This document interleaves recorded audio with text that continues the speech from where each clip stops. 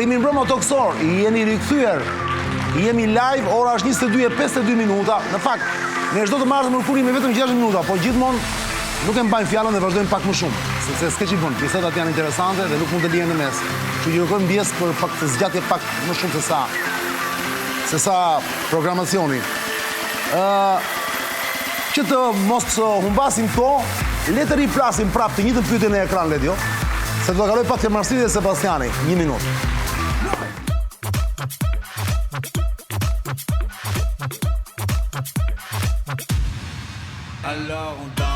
Është brillante. Do të fiksohet mirë, do të rikthyer prapa, jo është perlë. Por te që po flasim, shmrekulli.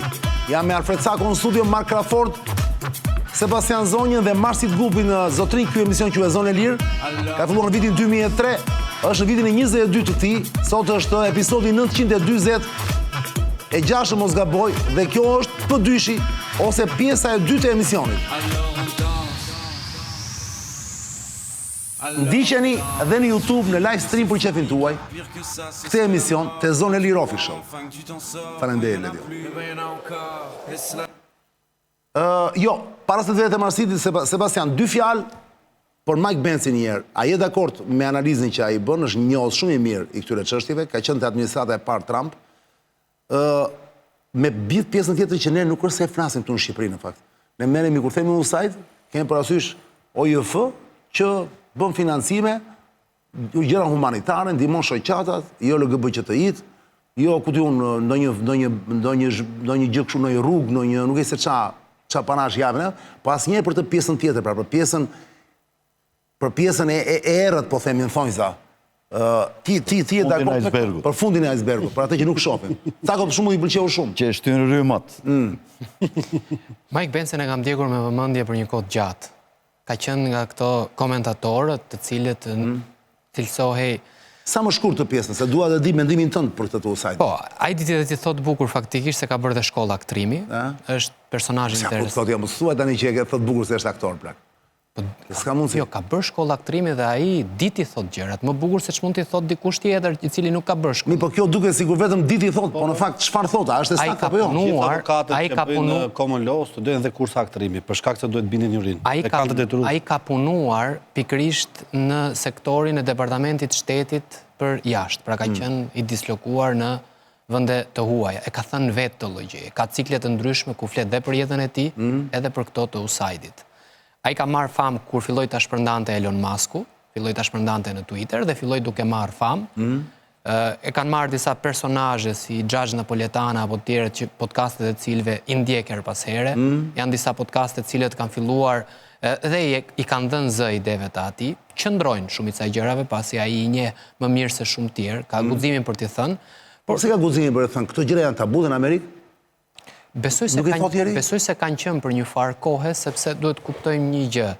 Flukset e parave për të cilat ai flet, është ajo që tha dhe Marku, me thënë të drejtë.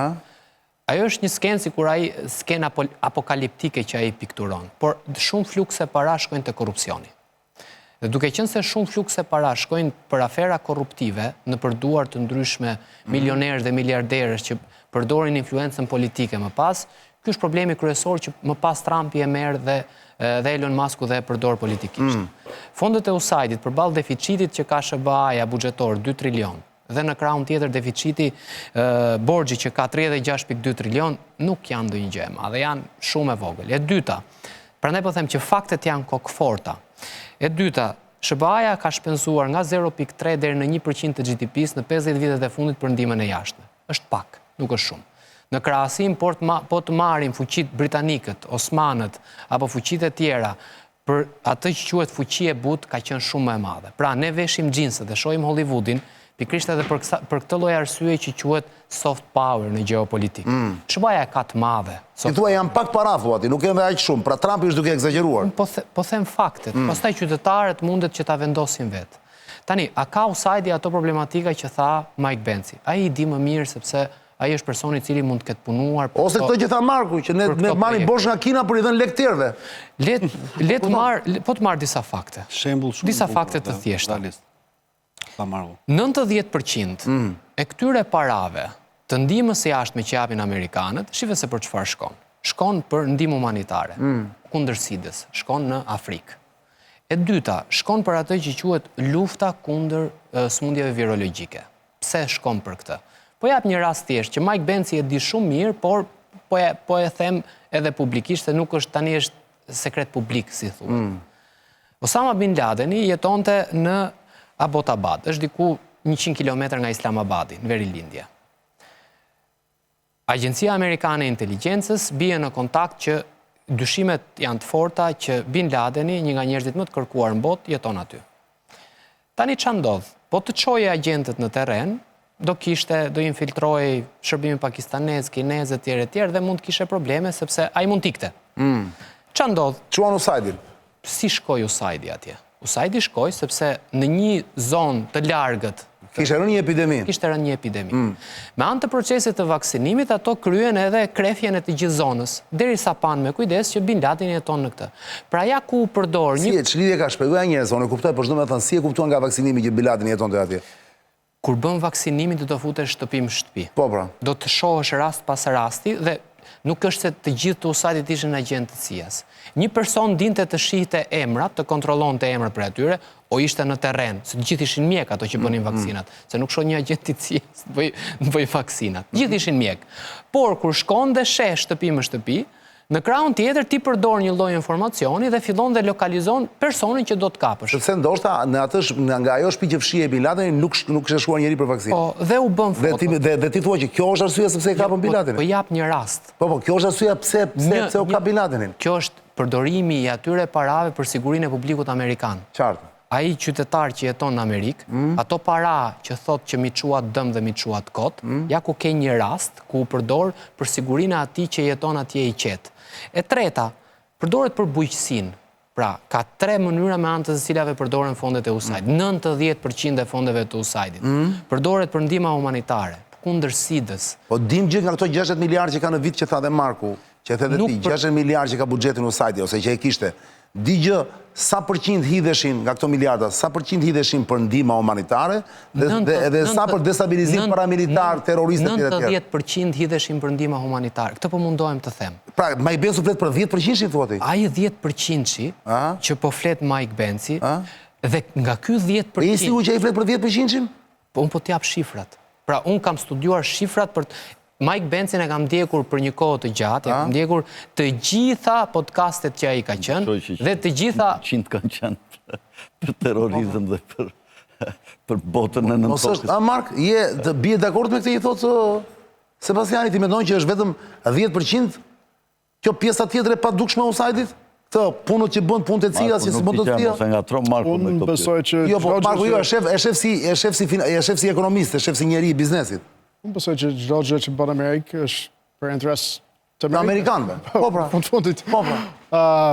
Nuk do thotë që ka një plus ose një ndihmë për aleatët ose për ata që mund të jenë aleatët, se në fillim fare Shqipëria ishte një vend komunist, kështu që ishte kur edhe USAID-i ishte më një herë pas komunizmi edhe ne kishim dëshirë për Shqipërinë të jetë një aleatë, dhe është, kështu që u kry ata qëllimin e ata.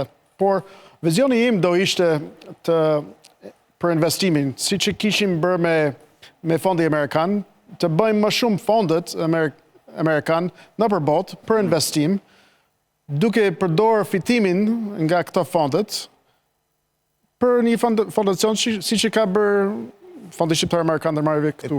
Kapitale nga do t'i gjenë këto fondet? Si të ndajmë dhe tavolinë, më dha? Këta është i që mund të gjithë nga DFC, Banka Zhvillimit është thjesht mask, apo është thelbi i saj? Që janë atje që mund të ndorët. Mark, pyetja ime është kjo. Vëmdaria themelore në masën më të madhe të buxhetit të USAID-it në gjithë këto vite 60 miliardë, në thelb pra, në përgjithësi, është thjesht mask, është thjesht për ta maskuar vëmdaria humanitare apo është thelbi i saj? Sepse këtu janë ndarë pra sot në Amerikë. Në Amerikë ka 2 qëndrime sot, 2 shkolla, thonë, USAID-i për vëmdarinë humanitare këtë e ka të gjithën mask, sepse në fakt shërben për gjëra tjera, për këto aktet që flet Mike Benci, për të destabilizim, akte terroriste, gjithmonë interes të Amerikës. Veprimet të tërthorta. Me veprimet të tërthorta. Për atë i thot ai që CIA duhet marrë leje nga presidenti. Familjes për degenerim. Po pra, jo, po këto janë prapë mask, janë maska këto, maska, jo. Janë maska këto. Për këto janë përdorur. Janë përdorur, po është mask pra. Në fakt, e vërteta është për gjëra tjera. Kur ishte Trump në fushat, për punë që si bën dotësia. Kur ishte Trump në fushat, ata po thotë më i pesë, ai ka thënë që ne kemi zjarr në Los Angeles, ne kemi tornado në Carolina edhe në Florida. Ne po marrim lek të tuat edhe çojmë lek të tuat në Ukrainë. Kështu që këta është premtimi i fushatës së Trumpit. Ai tha që nuk të vazhdojmë të marrim lek të tuat edhe të përdojmë jashtë shteti kur kemi nevojë këtu. Kështu që ai për popullin amerikan nuk din shumë për ç'a ndodh në Afganistan ose ç'a ndodh në Pakistan ose në Nuk i din amerikanët fare këto. Mund të thotë që okay, ka nevojë atje, ka sidet, ka nevojë, por prapë se prapë kemi sidet këtu, kështu që duhet të kujdesemi për amerikanët së pari. Të mos marrim borxhe nga Kina të ndihmojmë ata që janë jashtë kur kemi nevojë edhe këtu brenda. Kështu që këto ishte premtimi i fushatit. Fiks. Marsin, mund të tani kam nevojë për filozofin. Kjo që ne po flasim fatikisht, për usadin tani, gjithë kjo histori, nuk është gjithë tjetër veç se delegim fuqia apo jo. Pra unë i forti, ka ca punë, vjen moment që ka ca punë që s'duhet i bëj, nuk duhet dy duart vet. Dhe dërgoj një subjekt tjetër. Një subjekt, i them vlla, ke lekët, do është ta bësh ti atë punë, sepse unë që ta bëj duhet të marr leje diku më lart. Kjo e thën troç dhe thjesht për ata që ta kuptojnë njerëzit na shohin tani. Pra kjo quhet delegim fuqie. Unë delegoj fuqinë. Ç'na mëson antikitetin? Si bëj dikur? Është shumë e drejtë pyetja Çan, dhe ti di që unë jam i shkollës dhe i qendrimit që nuk ka asgjë të re në diell. Kemi të bëjmë me ditët fenomene thjesht i përshtaten konteksteve të kohëve të ndryshme. Ne një shembull. Në Athinën antikitetit dhe bëhet fjalë konkretisht në vitet në shekujt e 54 para lindjes Krishtit, pra në vitet 500 para lindjes Krishtit dhe 400. Në Athinë funksiononte një grup që quhesin syqofantët. Syqofantët, syfontaj shkuhet me greqishtën e vjetër. Ti ta pi, çdo më thënë? Syqofantët ishin individ privat, dhe grupi individësh privat, të cilët përdoreshin nga pushteti politik i asaj kohe për të bërë punë të tërthorta që nuk mund të bënin vetë ata në mënyrë të drejtë për drejtë, pasi të cënonin ligjin dhe rendin. Pra një lloj Wagneri po themi, siç ka për shkakun. Jo, por nuk ishte thjesht vetëm Wagnerin. Po, nuk ishte thjesht në kontekstin e luftës. Ata ishin në kontekstin e luftës. Vetëm në kontekstin e luftës, ata ishin njerëz të cilët formulonin akuza, vinin në pikpyetje karrierën e dikujt i cili mund të rrezikonte karrierën e enturazhit që ishte në atë kohë, pra elitës Athinas, elitës politike, ose të vetë liderit, siç ka qenë dhe Perikliu, dhe njiheshin që ndrynin shumë kur bëj dhe mbronte këtë netën, dhe ndrynin shumë në procedurën e ostrakizmit, që ka qenë një procedurë e cila zhvilloi me votim. Dhe thuhet që një nga liderët më të mëdhenj, Themistokliu, është dënuar me këtë procedurë pikërisht me akuza të ngritura nga syqofantët, dhe dyshohet gjithashtu që dhe dënimi i Sokratit në shekujt e tretë para lindjes Krishtit, është një akuzë formuluar nëpërmjet syqofantëve nga elita politike asaj kohe. Nuk e bëri direkt vetë, por delegoi. Deleguan ata me idenë që po prish rinin. Ndërkohë që dialektika e Sokratit vinte në pikpyetje pushtetin, legitimitetin e pushtetit të Athinës në atë kohë. Kështu, ky grupim, pra delegoi fuqia, dhe termi saktë ajo që përdoret ti, nga elita politike te ky grupim individësh të cilët sulmonin çdo. Elita politike nuk e bënte dot vetë, sepse kishte konflikt interesi dhe cënonte ligjin në mënyrë të drejtë për drejtë, dhe ndërkohë ishte në këtë mënyrë të tërthotë. Pra është pak a shumë për ta banalizuar si puna e Ramsit e zotit Rama sot, e këto 12 vjet. Do ta kontekstualizojmë më shumë, është një si zoti Velia i sot. Që nëse do sulmoj dikë, shumë ku ka Inat Sakon, Çanin apo Marsidit Sebastianin. Kushdo i tjetë, nuk ka nevojë ta sulmoj vetë, çon zagarët e vet që i ka të paguar, zagarët mediatik që dihet se kush janë. 3, 4, 5 janë, e kupton? 2 janë kryesorët, 3, 4, 5 janë që marrin dhe vetëm Meroja me Karlon nuk janë. Kush? Meroja me Karlon. Ata dëshmëria intelektuale i karakterizon. Edhe moraliteti. Nuk përmend emra sepse i njeh gjithë publiku, po nuk ka rëndësi. Pra është pak a shumë kjo apo jo? Janë sa gjëra që akoma ekziston në treg. Po të ekzistojnë patjetër apo çfarë? Ose të njëjtën gjë çfarë? Lek i madh shumë ose Arian, ose të njëjtën. Punëtorina që vetëm kanë dezinformuar 35 vjet. Ose të njëjtën. Njëra ande, njëherë këthe, se ky ka dendur gjithmonë nga krahu. Po i mbajnë këta me lek më burr, i mban politika me lek, i mban pushtetin me lek më burr, se duket gjë e vogël ty. Ai bile ku ta gjesh se ai nuk është budalla, ai është i zgjuar, ai është djalë i zgjuar. Ai di të shkruaj. Tjetër gjë pasaj, jemi dakord se dakord me të gjithë. Po ai po mban këllira, ai po mban kërma të tjera më. Ai po mban kërma të tjera në alfabet. Talentin nuk dyshoj që ka për të shkruar, po e ka një talent. Po këta të tjerët poshtë që ti di shumë mirë, janë ca kërma të tjera, janë ca analfabet. Sa vazhdojnë bëjmë me lekë, edhe ky italiani për poshtërsi ka talent të jashtëzakonshëm. Po pra, tani për të rikthyer që mos e ulim nivelin e bisedës, ishte thjesht sa për kështu kjo. Ta kontekstualizojmë me një nga temat që cekëm sot. Delegimi fuqisë, po themi. Syqofant janë edhe ata që përmendën pjesën e parë të emisionit, nëse ato që thot zoti Elvi Fundo janë të vërteta, në një formë kanë shërbyer dhe emrat që përmendëm në fillim të emisionit. Janë përdorur nga pushteti politik për të delegitimuar ose për të kompleksuar individ të cilët zbatojnë ligjin. Nuk e bëjnë dot vetë në mënyrë drejt për drejt, përdorin këta njerëz ose këto subjekte në mënyrë tërthort për ndikuar një në opinionin publik, për të goditur kundërshtarët e tyre, që mund të jenë pjesë e sistemit drejtësisë, mund të jenë kundërshtar politik, mund të jenë brenda grupit vet politik, pa në lloj forme delegojnë fuqinë për të bërë punë të pista. Edhe bota kështu ka qenë, kështu është dhe kështu do të jetë. Pra, asnjë shpresë për ndryshim, zero. Thjesht çështje fuqie. Thjesht çështje fuqie. Po je më i fortë, këputja këmbët. Mos e lër, se ndryshe do të hipin kokë. Te kanë thënë qitë, por nuk beson. Thrasimiku Arian në veprën e Platonit Republika e ka thënë shkurt, qartë, saktë drejt për drejt. Drejtësia është interesi më të fortit ndaj më të dobët. Zonja Zotrinj, shikoni fabulën e 3 që plaset në ekran. Dhe hapën cakon.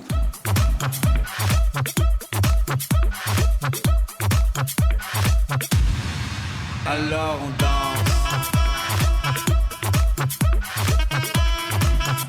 Mund të flisim sot gjerësisht dhe për këto listat, ë? Jo se kishe një dyshim.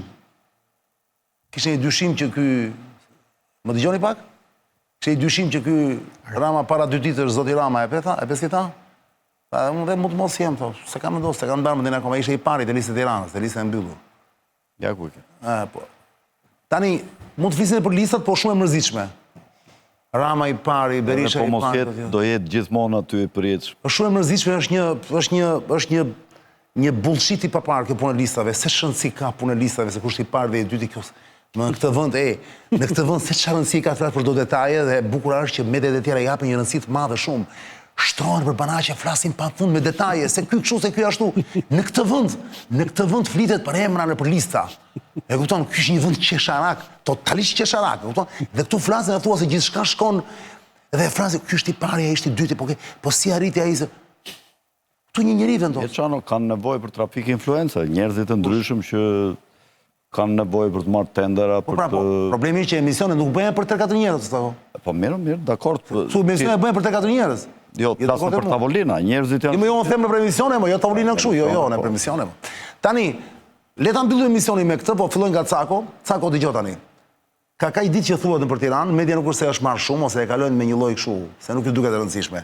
Ka kohë që është i mbuluar Skënderbeu, monumenti Skënderbeut në Shesh. Është duke zbuluar ai monumenti tjetër. Edhe është duke zbuluar monumenti tjetër. Tani atje ka zëra, Allah dhe vetë ai bile ky duket ky. Se zoti ja them as emrin tani. Çon se ka kishte shkruar në Twitter që në X që për punë kishte reaguar për këtë që është mbuluar ta sepse po marrin se shtoshte, do marrin masat për ta çuar në Paris në një Kallep. Do marrin Kallep, kanë mbuluar bashkia sepse këta skulptorët do ta bëjnë motamot, domethënë Skënderbeu. Po pse e kanë mbuluar? Se e kanë mbuluar për të marrë Kallepin? Po se tash do t'i marrin Kallepet koqeve nga poshtë tash. Dhe i shikojnë njerëzit e fillojnë bëjnë meme, bëjnë kështu. Domethënë kjo është ideja. Për koqet është bërë thua vetëm. Po fjala vjen. Po mos e shon, domethënë. Ndërkohë, për këtë është bërë. Po kjo ka ndezur një polemikë se thonë, "Ore, një sekond tani. Ky tjetri pallati që është krah 15 katshit, ky këtu, thonë që është fytyra e Skënderbeut. Në fakt, të gjithë ka shumë njerëz që thonë jo, në fakt është Edi Rama. E Skënderbeut të kësaj Spiropalit. Është e Skënderbeut të Spiropalit, pra. Po, e ke ngatruar ti ke kujtuar Skënderbeun e parë. Jo, unë ka menduar që është Gjergj Kastrioti. Në fakt nuk është. Është e Skënderbeut. Atëherë Cako, çfarë është kjo histori më vëlla? Sepse normalisht mua nuk do të bëj përshtypje nëse vetë ky i gjati, kryeministri i aktual i Shqipërisë, zoti Rama, të dalë dhe thotë po unë jam atje. Pse nuk e pranon? Sepse fatikisht nuk ka nevojë të shkruhet Edi Rama emri. Ajo dihet që është ai. Duket fytyra e tij. Dhe kuptohet. Mund të kamuflohet si Gjergj Kastrioti, por në fakt nuk është. Është ai. Ka lënë fytyrën e tij në qytet. Cako, pse se pranon këtë gjë ky njeri më burra? Mund të më thuash? Pse ka guximin ta bëjë dhe nuk ka guximin ta pranojë publikisht?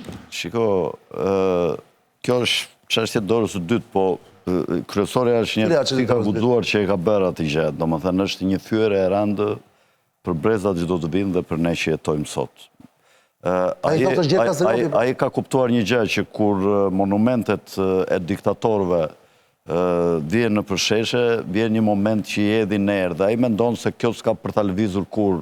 Ashtu si këta faraonët, ose ku di unë kush i ka ndërtuar piramidat, kanë dashur të lënë një gjurmë të fuqishme të ekzistencës së tyre, kanë bërë vepra të tilla madhështore që ka qenë e vështirë që të asgjësohen, edhe ky në vend të një piramide, domethënë ka ngritur këtë pallat madhështor ngjitur aty me ish-50. Mund të shesh jo? Po, mund në qendër të Tiranës. Kjo me të vërtet është një guxim i jashtëzakonshëm dhe për këtë duhet adhuruar. Është një guxim deri në budallëk të kufive ekstrem. Po pse se pranon o Cako? Sepse do e pranoja këtu, këto gjikën të po ta pranonte? Natyrisht... Apo ti thua mund të pranoj më vonë? Tani është duke testuar opinionin.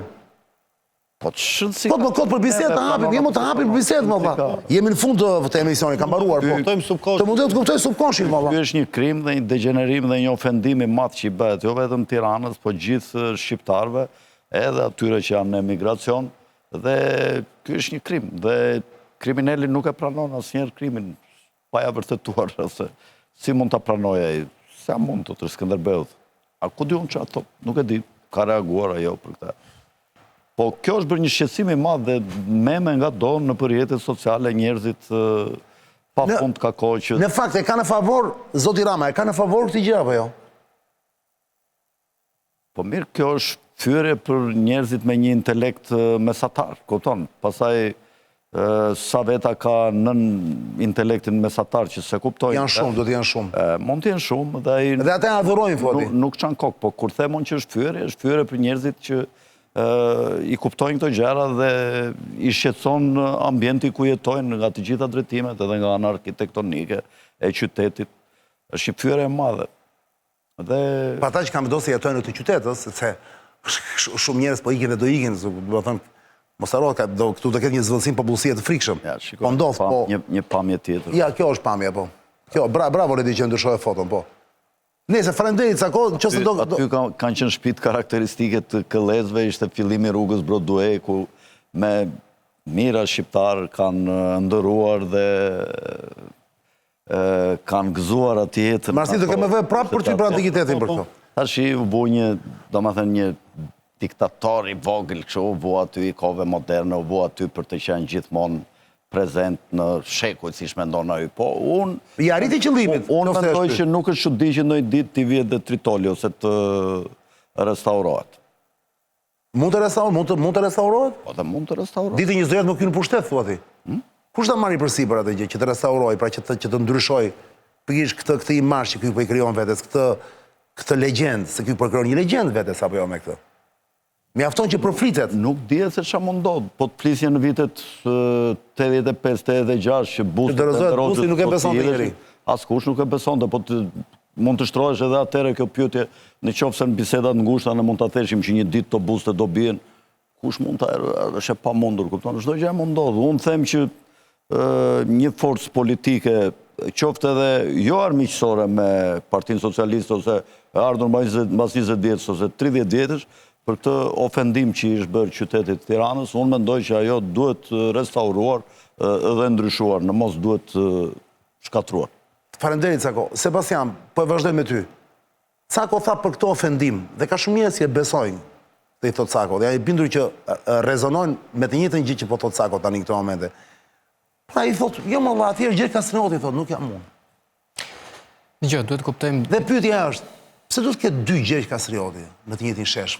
Në të njëjtin shesh, e para njerë nuk është shesh. Para njerë nuk është shesh dhe është piramid. Sepse po të shohësh pedencën nuk është shesh. Ajo që shohim aty është piramid. Mirë, kur them shesh unë patjetër më. Nuk ka gjë më të shpifur faktikisht. E dyta me pllaka manjolike, janë ato pllaka banjës që përdoreshin dikur, ajo është një neveri, më vete po kjo është emision tjetër. E dyta nuk qëndrojnë përballë njëri tjetrit dy Gjergj. Njëri prej atyre do ikë dhe për këtë t'jesh i bindur. Dy Gjergj s'mund të shohin njëri tjetrin përballë. Nuk qëndrojnë përballë njëri tjetrit. Janaqi dhe Odiseja që bën Gjergjin që kemi, Kastriotin që kemi në Ekuestron. Që është i mbyllur, tani nxirre le dio, që e kanë mbyllur kuti. Që kemi Ekuestron. Që kanë mbyllur kuti. Po. Kjo tregon një problem që ne nuk i ruajmë veprat e artit sepse duhet të ishte ruajtur kallëpi për të bërë derdhjen. Derdhjen e parë kemi bërë në Napoli, mos gabohem, që e bëri Odiseja dhe kemi dy Gjergja. Kemi Gjergjin e Odises që është ky dhe Gjergjin e Pachos që e kemi në Kruj. Pra janë dy Skënderbej që kemi. A i përballë, duhet kuptojmë një gjë shumë thjeshtë. Prandaj më vjen keq kur shoh një artist si kryeministri, i cili duke qenë piktor dhe piktura është arti më politik, hyn në arkitekturë dhe e përdor dhe arkitekturën politikisht, por e përdor si një nxënës apo studenti vitit parë të fakultetit. Në vit parë të fakultetit të arkitekturës, për aq sa unë kam pyetur pedagog të ndryshëm që merren me arkitekturën, ne mund të shohim dhe të mësojmë që arkitektura e këtill me fytyra njerëzore, apo me atë hartën e Shqipërisë, në veride ajo. Nuk i lejohet, ose më saktë nxënësi merr gjithmonë 4 kur bën këtë lloj gjëje. Çfarë ndodh? Pra këtu jemi ka rënë fare, ka vajt niveli fare në lum, këtu ka rënë lum fare. Në malin Rashmor, në Rashmor, kemi estetik, thot kemi rregulluar estetik. Në Rashmor në SBA, qenerie, çfarë qenerie? Më fal Sebastian, vazhdo. Në Rashmor në SBA janë të gdhëndura, është skulptur, janë figurat e presidentëve. Edhe Enveri shkroi tek mali, Rroft Enver Hoxha kishte atë parullën e vet. Ta përjetësosh, të duash të përjetësosh imazhin tënd. Fytyrën tënde, po. Edhe imazhin e heroit kombëtar. Në këtë lloj mënyre, asnjë nxënës i vitit të parë në arkitekturë nuk e bën. Ja që ky e bën pra. Po pra, sepse duhet kuptojmë një gjë, diktati estetik që kërkon të vendosësh mbi një popull, në fund fare do të kthehet kundër dhe ajo që tha Cako për shembull, e kemi parë në Spanjë se sa ndërtesat të këtilla janë prishur. Janë shkatruar. Pra Spanja, në vitet 80, kur filloi të lulëzonte droga, u kthye në një vend siç jemi ne sot që ndërtoi jashtëzakonisht shumë. Pra ne jemi pak a shumë modeli spanjoll, 70-80. Në këtë aspekt, atje u ndërtua dhe Valencia dhe Spanja e vende të tjera. Pastaj filluan duke u prishur sepse ra droga, ran parat e pista dhe shumë gjëra të ngjashme. Skulpturat të këtilla, të cilat në një farë mënyre janë groteske, një arkitekt i mirë i cilëson groteske. Ka studime për shembull për përdorimin politik të arkitekturës. Arkitektura ka të bëjë me formën, siç ka të bëjë piktura me raportin e ngjyrave. Pra njëra është raport forcash, prandaj piktura është ndër artet më politike, dhe tjetra ka të bëjë me formën. Dhe po ti shohësh me kujdes, të gjithë politikanë ose diktatorë, Franco për shembull në Spanjë ka përdorur shumë arkitekturën. Lenini dhe Stalini e kanë përdorur arkitekturën. E kanë përdorur arkitekturën Hitleri. Pra, liderët e fortë, diktatorët, autokratët e kanë përdorur arkitekturën për të disiplinuar dhe për të treguar mënyrën se si ata ndërtojnë të ardhmen. Por çfarë shohim ne në Shqipëri? Kemi qendrën e Tiranës, e cila është modeluar sipas orekseve të gjithë liderëve që kemi pasur në Shqipëri. Vjen Zogu me modelin italian për të zhdukur të shkuarën osmane. Vjen Enveri dhe do të zhduk të shkuarën zogiste dhe osmane bashkë me të. Vjen Berisha dhe do të zhduk të shkuarën komuniste, osmane, zogiste të gjitha bashkë. Vjen Rama me planin francez dhe do të ndryshoj totalisht ta bëj sipas pamjes tij dhe vë dhe veten e tij ngjitur me ish 15 kaçin, se edhe 15 kaçi nuk qëndron më aty. Pra edhe 15 kaçin do e prishin, sepse nuk qëndron. Ka një raport formash që do të thot pak a shumë. Kur vjen, sepse ka akse të ndryshme, të cilat në arkitekturë, kur ti fillon dhe komponon... Janë sa ligjësime, po mos futemi në ato detaje. Për shembull. Nuk e kemi këtë emision për këtë sot. Do të kuptoj politikisht, vëlla. Ky e vendosi gjurmën e vet, apo është kjo thotë që thot Cako? Me planin francez, Edi Rama e ka vendosur gjurmën e vet. Me këtë, se këtu është pulë në fytyrën. Ky është plani francez, pra, sepse Rama ka bërë planin francez. Po plani francez nuk e kishte fytyrën e këtij. Dijej se njolla kundërtoheshin, po. Ato janë më vonë. Ato janë tekat e një natë. Njollat se ku do të vendosen kullat, por mënyra se si do të skulpturohet kulla është gjë tjetër. Pra ky është plani francez. Dhe Berisha bashkë me Bashën, që ishin në pushtet dhe në bashki, nuk e ndryshuan planin francez. Pra Rama ka vijuar me planin francez të Tiranës. Pra nuk është ndryshuar plani francez. Nisem nuk është ky thelbi. Thelbi është ti the nuk mund të rinë dy gjergj në një shesh apo jo Sebastian. Dy gjergj do të vi një ditë. Cili gjergj do iki sipas teje, po sepse mos është nuk është çudi që të iki dhe gjergj i vogël. Gjergj i vogël i Odises pra. I Odise Paskalit. Mos duket ndonjë çudi. Gjergj i vogël në Kal është. Dgjoj, këto edhe nën Terezën e morën nga Rinasi dhe e çuan qafthan, faktikisht. Pra nuk është çudi që këta televizin bustet pra.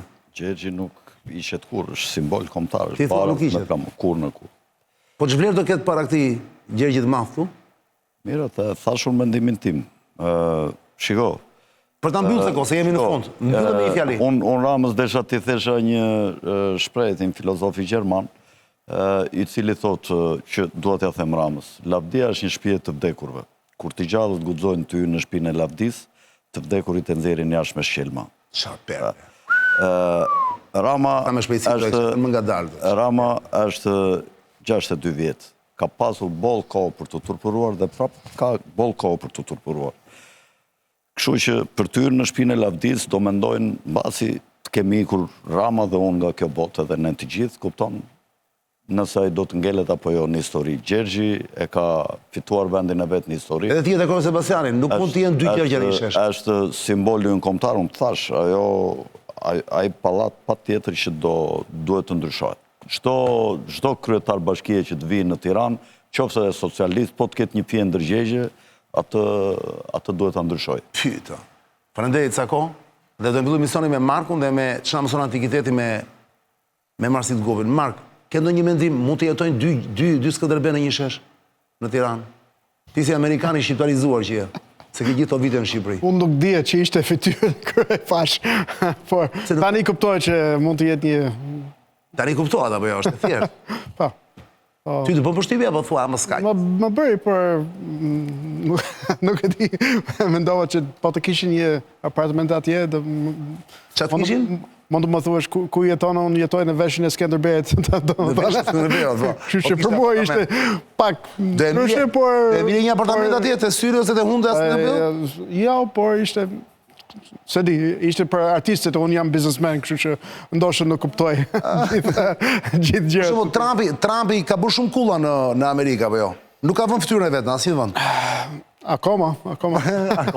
Mund të jetë frymëzuar nga këta. Po nuk i dihet. Marsit, për ta mbyllur emisionin, se u kënaqem sot, vajti ora 23:30 po shkon për pak minuta. Nuk dim sa është metri katror të truri. Burr. Unë them do merremi gjerësisht me këtë le të them, do të merrem me këtë çështje, do ftojmë njerëz në studios për të na dhënë mendimin e tyre siç dha sot Cako. Shumë interesante. Marsit, çfarë mëson antikitetin po? Është një arkitekte e mirë. Një nga shembujt ta ftojmë. Do ta ftojmë patjetër, do flasim brapa. Flasim brapa. Po Marsit. Një nga shembujt më të ngjashëm nga antikiteti, i cili ka simbolin e ndryshimit të paradigmës nga glorifikimi i idealeve tek glorifikimi i liderit autokrat, i cili pararend autokracinë e tij, është glorifikimi i Aleksandrit. Çfarë bëri Aleksandri në kohën që Aleksandri i Madh? Në kohën që Aleksandri i Madh erdhi në pushtet, Athina ose qytetërimi grek në atë kohë, Athiniot, shquhej nga idealet e demokracisë. Dhe siç e ka thënë dhe mentori i tij, Aristoteli, kemi tre lloj formash, të cilat janë ciklike dhe ndryshojnë ose mund të degradojnë. Bëhet fjalë për demokracinë, e cila është ushtrimi i pushtetit nga populli. Bëhet fjalë për monarkinë, e cila është ushtrimi i pushtetit nga një individ i cili është më i virtytshëm, më i nga monarku, po? Dhe nga aristokracia, sepse populli atë kohë ndahej në Aristoi dhe Demos, dhe Aristoi ishin individët elitar, pra ata që ishin të lexuarit, të diturit, të virtytshmit. Dhe Aristoteli fliste për degradimin e këtyre formave nga monarkia në tirani, nga ajo që quhej republika, pra demokracia ata i qunin republik, në demokraci, po këtu e kanë fjalën për demokraci të ulët, ku merr shumica është oj polloj, si thua. Oj polloj, qartë. Dhe nga aristokracia në oligarki. Aleksandri, për të shprehur në një lloj forme indirekte kalimin nga monarkia në tirani, sepse ishte tiran dhe vetë dinte, dhe për të pararendur një lider i cili do ishte përtej unis, bëri glorifikimin e vetes duke bërë monedha, të cilat ishin të stampuara me fytyrën e tij, po ashtu dhe statuja jashtëzakonisht të mëdha në secilin vend për të treguar që tashmë paradigma po ndryshonte. Dhe ndërtoi shumë qytete me emrin e tij, po. Nuk do ishte më glorifikimi i idealeve të demokracisë, siç e mësoi mentori i tij, por do ishte lideri autokrat suprem. Dhe Rama këtë po pararen, do të tregoj që nga glorifikimi i idealeve të Skënderbeut, kombësisë kjo është propaganda vjetër, do kemi propagandën e re, e cila është tashmë verbi i tij estetik. Mirë, po çfarë ndodh? Simboli rilindjes së re. Kjo është rilindja e vjetër e vogël. Kjo është rilindja e re dhe e madhe. Ndërkohë, çfarë ndodh? Do të them për ta mbyllur. Pa, nuk që kaq banale për këtë histori. Mirë, po ka pasur. Është një ideologji, është një sistem e menduar mirë. Aleksandri i Madh, në lloj forme ju thyen undët nga Diogjeni Sinopit. Diogjeni Sinopit ka qenë dhe kundërshtari i mentorit të tij Aristotelit, në Akademinë e Platonit, pasi sa Aristoteli fliste, ishin të dy kundërshtar filozof të mëdhenj. Diogjeni Sinopit është dhe themeluesi i shkollës cinikëve, për të mos thënë ciniku më i madh. Thuhet që ka pasur një takim për shkak sepse Aristoteli kishte folur shumë Aleksandrit, gjatë kohës që e mentoronte, kur ai ka qenë student i tij për Diogjenin, dhe Aleksandri u bë shumë kryestar për të takuar Diogjenin Sinopit. Diogeni jetonte në një boçe ose në një kështu boçe të madhe po të braktisur, me qen të rrugës, sepse ai identifikonte vetet me qenin, siç qeni thoshte është besnik i njeriu, unë jam besnik i të vërtetës, dhe jetonte në gjendje totalisht të lirë. Nëse Aristofani, që ka qenë mentori i tij e këtë lloj lirie vetëm e kishte në artikulim, Diogjeni arriti në fazën më maksimale sepse përjetoi këtë lloj lirie. Tani çfarë ndodh? Aleksandri shkon Diogjenit për të takuar sepse ishte i vetmi njeri që kundërshtonte këtë lloj madhështie. Dhe thuhet që Diogjeni ishte aty afër boçës vetë dhe po gërmonte tokën. Dhe i thotë çfarë po bën në Diogjenin e madh? I thot po kërkoj eshtrat e Filipit. I zuri diellin. I zuri diellin në atë moment, i thot po kërkoj eshtrat e Filipit, po nuk po i gjej dot, thotë se janë shumë të ngjashme me ato të njerëzve të tjerë që kanë vdekur, për t'i treguar që sado madhështi të ndërtosh, mbasi ike nga kjo botë nuk ka si lavdi, me zero, thjesht një personazh historik, nuk kujtesën e tjerëve. Dhe ky i thot që pas ka pasur të drejtë Aristoteli, që ke me vërtet qen. Qeni thot jam ky, po qen që ka fshoj për të bërë të kuptosh të vërtetën. I thot, po mos isha Aleksandër, do isha Diogjen. I thot, ky nuk më intereson çfarë thua ti, po hapu se më ke zënë diellin. Ti në gjë... I propozoi dhe një shtëpi ajo, i tha. I propozoi, ta merr një shtëpi të mirë, i tha. Po. I tha, e vetmja gjë që dua, i tha, më lësho diellin, tha. Kjo është ajo që dhe unë i them nga kjo studio dhe ne i themi që thjesht mos ta zej diellin më të kull. Ja, ne jemi pak Diogjen këtu që diskutuam lidhje me ata dhe që po themi që ajo duhet hequr. Duhet restauruar. Po kujdes. Sot vërtet Diogjeni ishte i madh, ka qenë i madh. Po sot prapë për Aleksandri flasim. Çan e një çik pesimist më shumë se sa duhet ti. Janë dhe vetëm shumë. Mos na ngarko dhe ne me pesimism. E di, me këtë pesimizmin, me këtë gjasë me Shikoj pesimizmin. botën një çik gjysmë plot, mos e shikoj gjysmë bosh. Me këtë gjasë me pesimizmin tim fake, se e kam fake. Dgjoj, kështu mendonin dhe amerikanët deri për zgjedhjet, mendonin se bota po ikte, po i dhanë një drejtim tjetër ata. Atë po mundohem të them, me pesimizmin tim fake, deri tani s'kanez dhe aq ke gjërat. Paktën ata që i ka rënë qafti vendi dhe shumë njerëzve po ikin aty ku duhet. Kështu që më intereson ky pesimizmi fake, ta mbaj për sa kohë kështu se mos kem peshmëri të mba. Mirë, ky të mban vigjilent. Bravo. Më në fund. Ora është 23:30. Falenderoj jashtëmase Mark Crawford, që erdhi në studio sonte për të folur për Usaidin, fatin e Usaidit, zonja Zotrinj, i cili u mbyll në një mas 83%. Nuk e kuptuam akoma se ç'do të mbetet, ç'është 17% që ka mbetur, po ndoshta do bëjmë një emision tjetër për ta detajuar tamam me zëra. A do quhet më Usaid apo jo? Edhe kjo duhet më kuptuar, do quhet më apo do ikë dhe emri? Edhe këtë nuk e dim, shumë e rëndësishme. Do thonë Arian, po pse është e rëndësishme? Çdo fjalë ka rëndësinë e vet. Çdo koncept është koncept, Usaidi nuk është thjesht një bashkim fjalësh, është një koncept që ka bërë histori. A do ketë më Usaid apo jo? Janë të gjitha pyetje në fakt, pyetje që mbeten. Falenderoj jashtëmase Alfred Sakun që ndihmoi me kontributin e tij në këtë aktualitet kaq të ngarkuar, zonja Zotrinj, aktualitet très chargé. Marsit Gupin, filozof, penalist, avokat dhe pedagog Temani Barleti dhe mikun tjetër të emisionit, Sebastian Zonja, që ju e gjeni pothuajse çdo ditë në MCN TV me intervistat dhe lajmet në këtë televizion. Ora është 23:31 minuta, unë me miqtë e mi do vazhdoj akoma bisedën për qef në ambientet e tjera të MCN-s, ndërkohë bashk ju lut takim të premte në orën 9 darkës. Ndërkohë deri atëherë, mos harroni, nesër është sentenca, la sentence. Sentenca për zotin Veliaj. Në orën 10. A do ngelet në burg? Që unë them do ngelet. Apo do, Cako do ngelet, Marsi do ngelet, Sebastiani do ngelet, Marku nuk dua ta pyes sepse është i kujdesshëm, shtetas amerikan. Kështu që nuk dua ta ngatroj me këtë histori apo jo Mark. Nuk dua të pyes fare, nëse ke do ngelet në burg Velia apo del nesër? No comment. No comment. No comment. Normal. Mund të hash në atje. Qa kemi tjetër? Listat kanë dalë. Nesër me në vendimi i këti, në i lajë i madh tjetër pritet? Samiti Parisit që mbyllet me ushtarakët për Ukrainën. Unë duhet të them diçka tjetër që në Amerikë... Po për ta mbyllë vërtet sa kokë serat? Kemi folur shumë për këtë dhe do ma pranosh të ndërhyrjen, edhe mund të flasim njerë tjetër. Më në fund kanë hyrë 2 projekt ligje në Kongres dhe në Senat nga 2 republikanë. Fedi. Sigur të atia, po ne kështë bërë biset më vete. Për heqjen e emisionit të paras nga Fedi. Një e ka bërë ai Robert Messi, dhe tjetërën e ka bërë një senator me mbi emri Liz, po më kujtohet emri. Ky do ishte debati me Markun më kur. Por me njerë Trumpi, Messi i ka vdekur e shoqja para ca kohësh në një aksident të çuditshëm.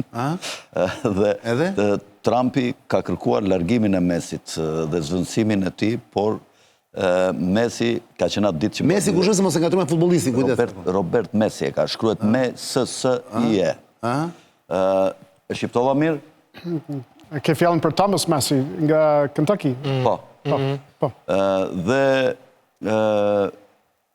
e kaloj me të qeshur dhe tha Trumpi sot ka folur për 2 të këqija të mëdha, tha, për Kanadan dhe për mua, tha. Në të dyja do mbasta. Që do të thot? Që do të thot që nuk më shkarkon dot dhe unë nuk i ndajmë kësaj pune. Dhe bile tha, unë jam njeri i vendosur dhe kokfort. Pra Fedin Trumpi nuk e ajo. Jo, ky e ka paraqitur projekt ligjit dhe nuk e tërheq. Tash shikojmë çfarë do ndodh. Se mund të jenë dhe lojra këto, që Trumpi që sikur nuk do që të futet projekt ligji, për as kam çfarë ti bëj këtij se s'më dëgjon. Se Trumpi nuk duhet gjykuar asnjëherë nga ato që thot. O Mark, ti beson që ka për ndryshuar kjo, se kjo është ndryshim epoke, hymë në një epokë tjetër, nëse Fedi... Shumbullari i sistemit. Nëse Fedi, sipas Cakos, nuk i hiqet e drejta për të emetuar paran. Dhe e merr Ministria e Financave. Pronësinë mbi paran e merr Ministria e Financave. Ti e beson që mund ndodhi kjo gjë në Amerikë?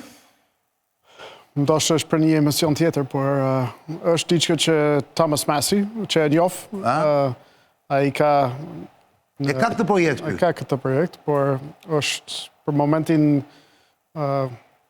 nuk është në mazhorancë brenda partisë. Po. Dgjoj, ky është projekti i vjetër, Rand Paul është një nga libertarianët që e thot, ka kohë që e thon. Pra, do të them përpjekjet janë, por nuk kanë arritur asgjë deri tani. Janë libertarianët. Ideja është janë libertarianët.